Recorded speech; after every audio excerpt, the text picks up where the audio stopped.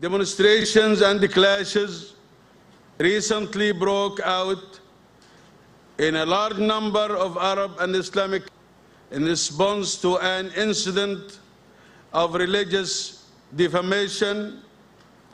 This episode requires some reflection. While we must acknowledge the importance of freedom of expression, we must also recognize that such a freedom comes with responsibilities, especially when it has serious implications for international peace. That was the Egyptian president right here on American soil advocating for limiting the freedom of speech. Now, it doesn't get any scarier than this. We give this guy $2 billion a year. Joining me now with reaction, the author of the brand new book, Radicals, in bookstores everywhere, David Horowitz. Democratic strategist Michael Brown is with us. So we give this guy $2 billion a year, comes on American soil, an anti-Semite, part of a terrorist group that supports other terror groups, leading a Muslim-led global ban on insults to the Prophet. Right. This is the head of the most aggressive hate group in the world. This is a man who freed the brother of Zawahiri, who's the leader of Al-Qaeda, and his brother, Mohammed Zawahiri, led the attacks on the American embassy.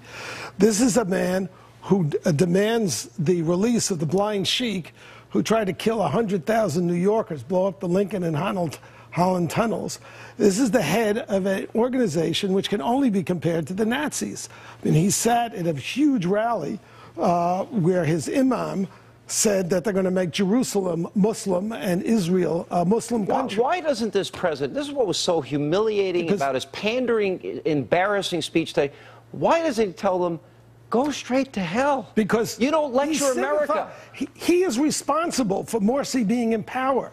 It was Obama who pulled the rug from under Mubarak, an American ally, and told us that the Muslim Brotherhood is a secular, pacifist, moderate organization that's going to, be political. But he's pandering. They came in, they abrogated the Constitution, and Obama helped them to remove the military from power. Yeah. So this fascist organization, the Muslim Brotherhood, could rule Egypt. Michael, help me out here. The president, all day long, we hate the movie, we hate the movie, we hate the movie, we hate the... I'm sick of hearing about the movie. How about he tells them, you take $2 billion of our dollars, don't come on American soil and lecture us on our sacred belief in freedom of religion and freedom of speech. If you don't like it, sorry, but we do believe in freedom of speech. Why didn't he lecture them about basic freedoms that we believe we're endowed by our Creator with?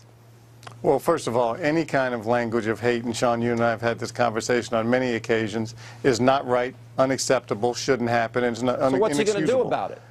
Well, what's the president doing about it? I think that's one of the things. Keep in mind, Sean, President Obama is also trying to fix what President Bush broke several years ago. Related. I know you get tired of it because I know you don't want to hear it because it's the truth. It's the facts. He's still trying to fix issues related to what happened many years ago.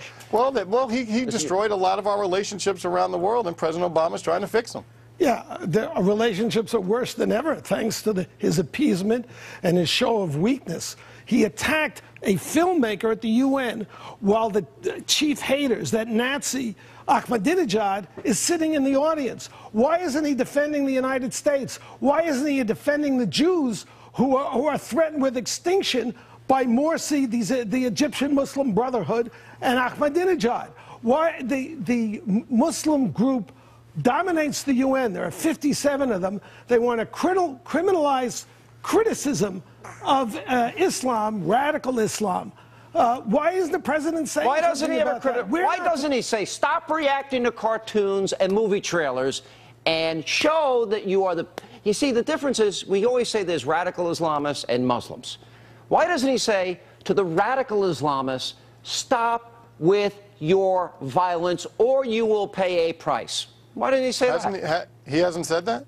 What is it? Well, he spent all this time talking about the movie trailer. Never addressed Islam and said that. But I also, well, first of all, I'm not here to defend or advocate for any particular side of this issue except to defend the president. And certainly he is not weak. I don't think the UN today is the proper venue for him to say what you wanted him to say. He has made these statements. He has made these statements, and he's also talked saying what he felt about Israel. The protection of Israel. He has talked about that enormously and immensely. You just don't want to give him credit for it. He's not weak, and he's still fixing the problems of President Bush. If you don't confront evil and hate, what are you doing? He's supposed to be defending us. We're I agree under with attack. Mr. Horowitz there. We were attacked on 9/11. We were attacked on this 9/11. Why isn't he defending us? But Mr. Horowitz, not every single Muslim was part of the attacks in the United States. In the That's Middle not East, fair. in charge of Egypt. But the protection, I agree with you on the protection of Israel. I'm with you.